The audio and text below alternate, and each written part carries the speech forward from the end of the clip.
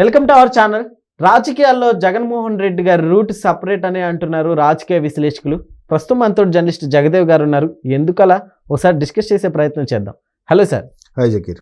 Sir, ఇప్పుడు జగన్మోహన్ రెడ్డి గారు next అంటే ఇప్పుడు పార్లమెంట్ సాక్షిగా అవిశ్వాస తీర్మానానికి ఎటు సైడ్ ఉంటారనుకోవచ్చు. ఎందుకంటే జగన్మోహన్ రెడ్డి గారి రూట్ సపరేటు, ఎప్పుడు ఎట్లా ఉంటారో చెప్పలేదు. రాజకీయంగా అన్న పులి కింగ్ అని అంటుంటారు కదా వైసీపీ వాళ్ళు. యాక్చువల్గా దీని మీద ఎలక్షన్స్ ముందు 24 ఎలక్షన్స్ ముందు సీఎం రమేష్ గారు ఒక మాట చెప్పారు. ఏంటంటే జగన్మోహన్ రెడ్డి గారు ఒకవేళ ఎంపీగా గెలిస్తే, ఇక్కడ ఎలాగా పరిస్థితులు అనుకోని ఎలాగా ఓడిపోతాడు, ఎంపీగా గెలిచి వెళ్తే పార్లమెంట్లో లేకపోతే ఆయన లేకపోయినా ఆయన పార్టీ సభ్యులు ఎవరైతే ఉంటారో వాళ్ళు ఎంపీలుగా గెలిస్తే బీజేపీతో ఎలాగూ టీడీపీ జనసేన ఉంది కాబట్టి బీజేపీలోకి వెళ్ళలేరు. కాంగ్రెస్తో విభేదించి వచ్చి బయటకు వచ్చి పార్టీ పెట్టారు కాబట్టి కాంగ్రెస్తోనూ కలవలేరు. మరి ఎవరి వైపు వెళ్తారు, ఎటు మద్దతు చెప్తారు? అడకత్తర్లో పోక చెక్కలాగా అయిపోవడమే కానీ ఈయన పరిస్థితి ఏంటని ఆనాడే అన్నాడు ఆయన సీఎం రమేష్ గారు. సేమ్ అది ఇప్పుడు ఎగ్జాంపుల్ కనిపిస్తుంది. ఎందుకంటే కాంగ్రెస్ వాళ్ళు లేవనెత్తిన పార్లమెంట్లో అంశం ఏది? మాజీ సైనికాధికారి జనరల్ నరవనే సంబంధించిన పుస్తకంలో ఇండో చైనా యుద్ధం, అదే ఉద్రిక్తతకు సంబంధించి, చైనా బార్డర్లో సంబంధించి ఏదైతే మన సైనికులు తీసుకున్న చర్య కానీ, వాళ్ళని తరిమి కొట్టడము కానీ, గన్స్ లేకుండా కేవలం కర్రలతో వెంటబెట్టి జరిగే ఇష్యూ కానీ ఏదైతే ఉందో ఆడుకునే పరిస్థితి నుంచి ఆ ఉద్రిక్త వరకు వచ్చిందంట. అది అంటే ఒక మాజీ సైనికాధికారి చెప్తే విన్నాను. తర్వాత అది ఇరు దేశాల వాళ్ళు సామరస్యం చేసుకోవాల్సి వచ్చింది. అలాంటి సందర్భంలో యుద్ధానికి దారి తీసే టైంలో వీళ్ళు మన సైనికులు చాకచక్యంగా చేసి మొత్తానికి చేశారు. అది ఆ వీరోచిత పోరాటం వెనుకున్న ప్రముఖులు ఎవరు? భారత సైనిక దళం. సో దానికి సార్లు భారత ప్రభుత్వం ఏం చేస్తుందంటే సర్జికల్ స్ట్రైక్స్ అప్పుడు కానీ, ఆపరేషన్ సింధూర్ కానీ, లేదా చైనా బార్డర్లో జరిగిన విషయం కానీ, ఇవేవైనా కూడా ప్రభుత్వం దగ్గర తీసుకున్న పెర్మిషన్తో పాటు వాళ్ళు చాకచక్యంగా అధికారులు, ఒక సీనియర్ మోస్ట్ అధికారులు, సైనిక అధికారులు తీసుకున్న నిర్ణయం బట్టే భారత గెలుపోవటములు అనేవి ఆధారపడి ఉంటాయి. సో అక్కడ జనరల్ నరవణ ఇచ్చిన బుక్లో కూడా ఏముందంటే భారత ప్రభుత్వం మాకు పూర్తి స్థాయి అధికారాలు ఇచ్చింది, దానివల్ల మేము చైనాతో ఇది చేయగలిగాము అంటే వీళ్ళ బాధ ఏంటి? మాకు అది పార్లమెంట్లో మాకు చెప్పాలి కదా, ప్రతిపక్ష వాళ్ళు మాకు తెలియజెప్పాలి, యావత్ భారత ప్రజలు చూస్తున్నారు, మీరు అక్కడ ఏదో కొన్ని చైనాతో లాలూచులైన పడుండొచ్చు అన్నట్టు ఈ కోణంలో మాట్లాడుతున్నారు వీళ్ళు. కానీ కొన్ని సందర్భాల్లో రివీల్ చేయదు భారత ప్రభుత్వం. ఎందుకు చేయదంటే రక్షణ సంబంధమైన సమస్యలు వస్తాయి. అంటే నాకు తెలిసిన నా కొద్దిపాటి పరిధి ప్రకారం చెప్తున్నా. ఇప్పుడు సర్జికల్ స్ట్రైక్ గురించి కూడా ఇలాగే నానా హంగామా చేస్తే తప్పక పార్లమెంట్లో ఆ వీడియోస్ రిలీజ్ చేయాల్సి వచ్చింది. అది కూడా బ్లాక్ అండ్ వైట్ ఫిల్మ్ కడవక ముందు ఎలా ఉంటుంది షేడ్, అలాంటి షేడ్స్లో రిలీజ్ చేశారు. రిలీజ్ చేయడం వల్ల రేపు పొద్దున్న ప్రత్యర్థి యాక్టివేట్ అయిపోతాడుగా, అమ్మో ఇండియా వాళ్ళు ఇలాగా ఈ విధంగా దెబ్బ కొడతారా, ఇలా వస్తారా, మన ప్లాన్స్ వాళ్ళకి లీక్ అయిపోతున్నాయి కదా, చెప్పకూడదు. ఎందుకంటే మీరు సెప్టెంబర్ 11 ముంబై దాడులకు సంబంధించి కూడా ఫస్ట్ కర్కరే ఎవరో వచ్చి ఆఫీసరు ఫస్ట్ తాజ్ హోటల్లోని నెట్ని, మొబైల్ రిసోర్స్ని మొత్తం కట్ చేయండి అని చెప్పాడు. డేటా కేబుల్ కట్ చేయమని చెప్పాడు. అది ఒక మేధావి తెలివితేటలంటే. అంతవరకు ఆ కసపు లాంటి వెధవులు ఏం చేస్తున్నారు, టీవీలో చూస్తున్నారంట, చుట్టూ ఎనర్జీ కమాండర్లు చుట్టుముట్టారు, ఎవరు ఎక్కడికి వచ్చాడు, హోమ్ మినిస్టర్ వచ్చాడు, స్టేట్ మినిస్టర్ వచ్చాడు అని చూసుకుంటున్నారంట. అదేది లేకుండా ముందు వాళ్ళకి ఇన్ఫర్మేషన్ వెళ్లకుండా కట్ చేశారు. సర్వర్లు దాన్ని ఏమంటారు, ప్రజలు ఏవో పెట్టి లోపలికి మొబైల్ నెట్వర్క్ కూడా వెళ్లకుండా చేశారట. అది ఫస్ట్ చేయాల్సిన పని. అది ఎందుకు చేస్తారంటే మనం ఏ ఎత్తుగడలు వేస్తున్నామో తెలియకుండా ఉండడం కోసం.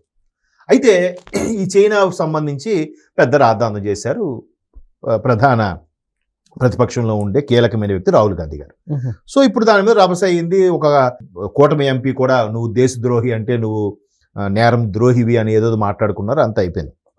ఇప్పుడు ఇలా రభస చేసి పేపర్లు చింపి స్పీకర్ మీదకి విసిరేయడంతో, స్పీకర్ ఎవరున్నారు, ఓం బిర్లా గారు.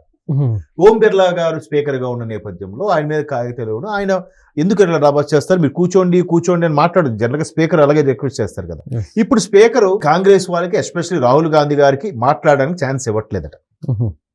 అందుకు స్పీకర్ మాకు నచ్చలేదు, స్పీకర్ మీద అవిశ్వాస తీర్మానం, ఇది కాన్సెప్ట్.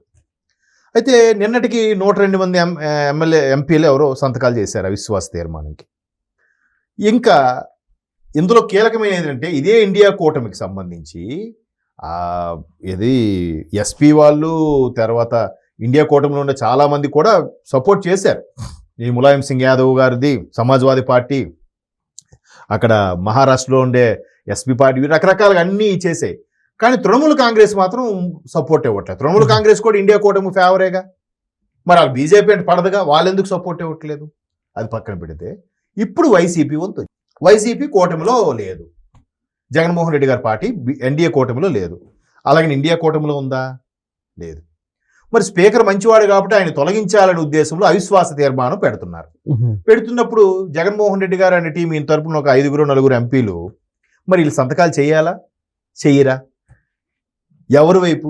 సంతకాలు చేస్తే బీజేపీ కంట్లో పడతారని ఒక భయం. సంతకాలు చేశారు అనుకోండి, బీజేపీకి భయం. చేయకపోతే కాంగ్రెస్ వదలదు.